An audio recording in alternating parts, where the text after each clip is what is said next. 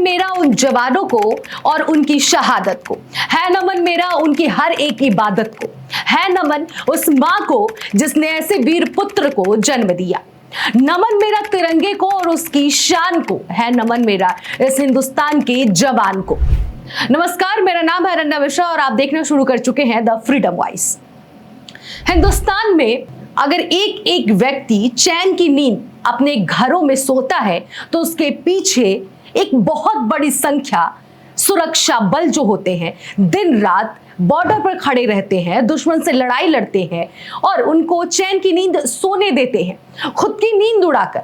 लेकिन जब उसी जवान को इसी हिंदुस्तान का नागरिक मारे पीटे,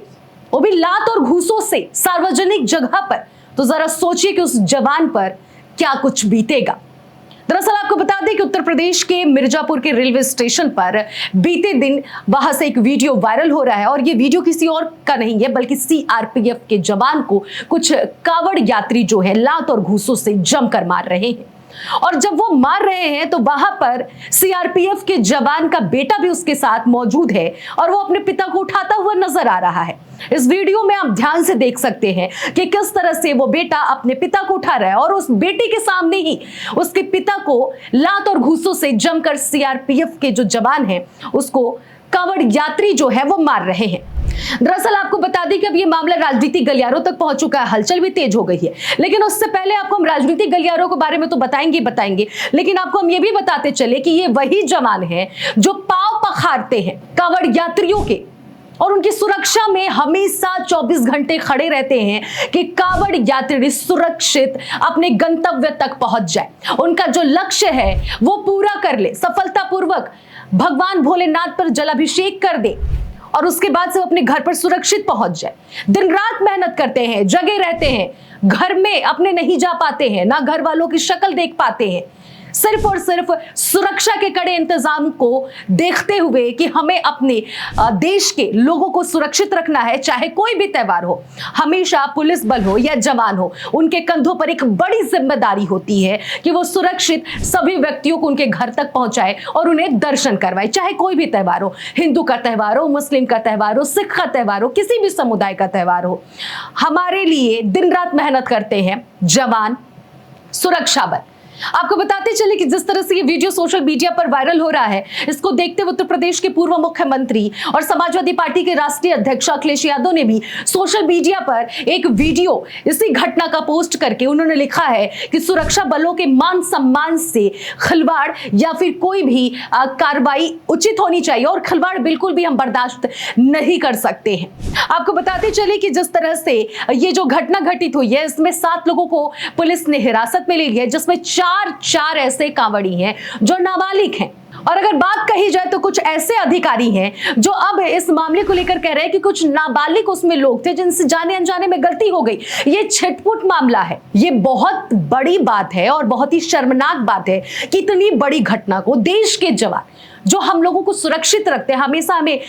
महफूज रखने के लिए दिन रात मेहनत करते हैं, खुद की जान की आहुति देते हैं, शहीद होते हैं। ऐसे में इस घटना को कुछ ऐसे लोग हैं जो कह रहे हैं कि छिटपुट घटना है। जिस तरह से योगी आदित्यनाथ का बयान वायरल हो रहा है, वो साफ तौर पर कह रहे हैं कि तजिया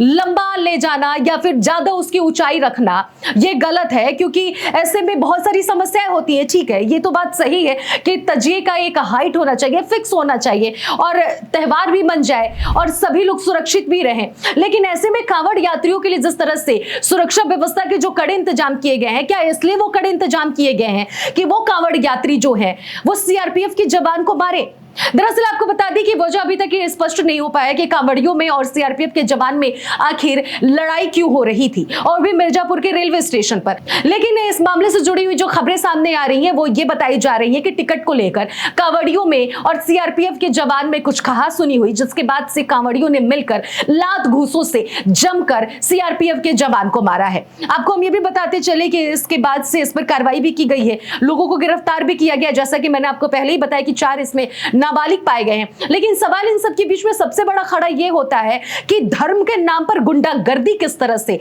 लाजमी है। जहां धर्म के नाम पर, चाहे वो मुस्लिम समुदाय हो, हिंदू समुदाय हो या फिर अन्य कोई भी समुदाय हो, कोई भी जाति हो, कोई भी धर्म हो, धर्म के नाम पर, आस्था के नाम पर किसी के साथ मारपीट या मन बढ़प्पन जिसको कहा जाता है, यह कितना लाजमी है।